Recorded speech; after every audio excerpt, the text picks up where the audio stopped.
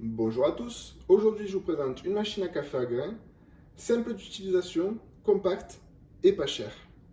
Alors cette machine, la Beko CEG 5301X, n'est pas adressée aux spécialistes du café. Elle est un peu plus simple et n'a pas tous les réglages que peuvent donner une machine à café automatique haut de gamme. On est vraiment sur une machine qui va s'adresser aux gens qui veulent remplacer leur machine à capsule, qui veulent juste appuyer sur un bouton le matin pour avoir leur café et qui est vraiment accessible au niveau du budget. Je vais commencer par faire le tour de la machine. Donc, on a le réservoir à café de 125 grammes qui se situe sur le dessus avec une trappe fumée et un joint d'étanchéité pour conserver le café le plus longtemps possible. On a à l'intérieur la buse de réglage du broyeur, le bouton de réglage du broyeur. On a à l'arrière un réservoir d'eau d'une capacité d'1,4 litre qui est, ma foi, très conséquent pour le volume de cette machine.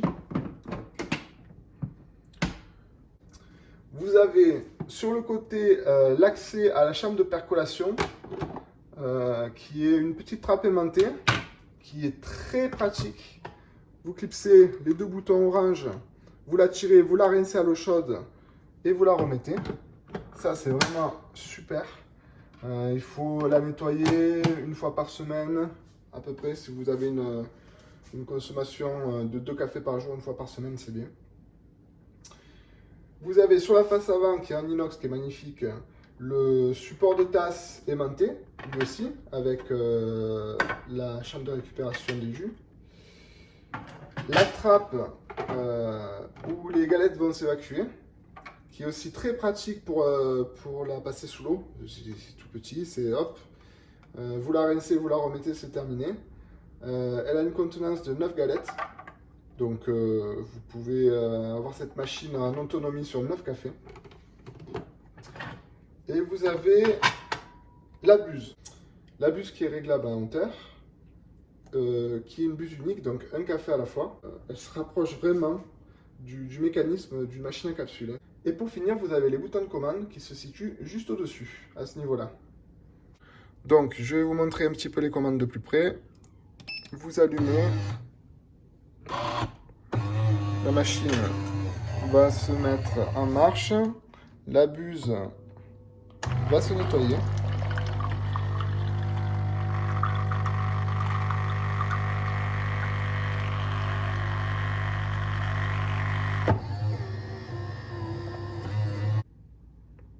Et donc là, vous voyez les boutons tactiles qui viennent d'apparaître. Donc vous avez le bouton on, l'eau chaude, café court, café long, qui sont paramétrables. C'est très simple, vous lancez votre café, vous faites un appui long dessus, quand vous voulez qu'il s'arrête, vous levez le doigt et ça se paramètre à la quantité où vous êtes arrêté. La machine à café est prête à être utilisée, je vais me faire un café long.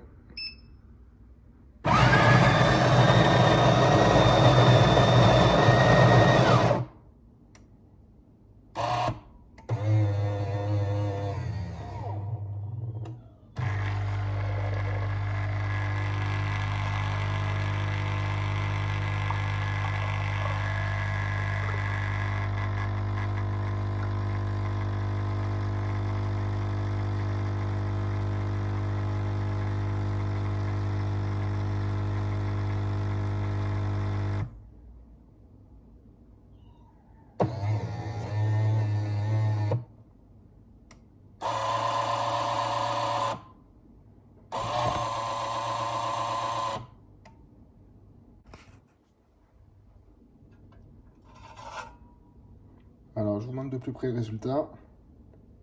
Il est plutôt joli pour un café long. C'est pas trop mal. Les expressos sont bien comme il faut. Je le goûte.